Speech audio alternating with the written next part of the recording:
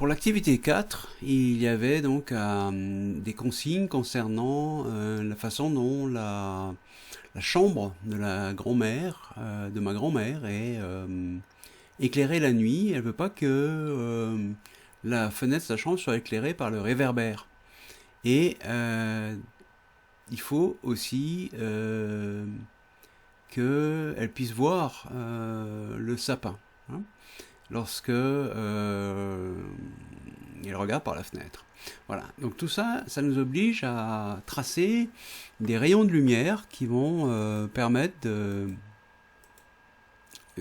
donner les zones où il y aura de la lumière, ou bien les zones qui ne sont pas éclairées, hein, donc on appelle des zones d'ombre. Voilà, donc le dessin, hein, qui correspond aux consignes qui sont données. Voici comment on peut faire, hein. Et on voit donc par exemple à l'intérieur de la maison, ici, dans cette zone-là, ici, qu'il y a une partie qui va être éclairée, hein, par le réverbère qui se trouve ici. Bon, ici vous avez les rayons qui viennent du sapin, et on voit que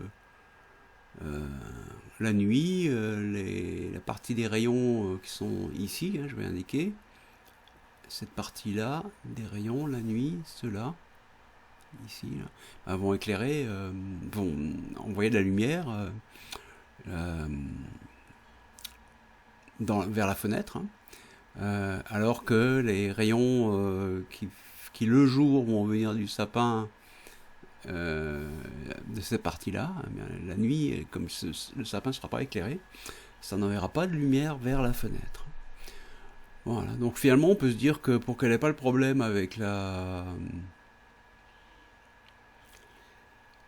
lumière du réverbère la nuit, il faudrait qu'elle mette son lit par là, quoi, hein. Voilà, là ça irait, hein. Ok. Alors si on regarde maintenant un petit peu comment les consignes ont été respectées, hein, donc le critère, est-ce que la fenêtre n'est pas éclairée la nuit? Eh ben non, hein, c'est pas respecté par l'architecte.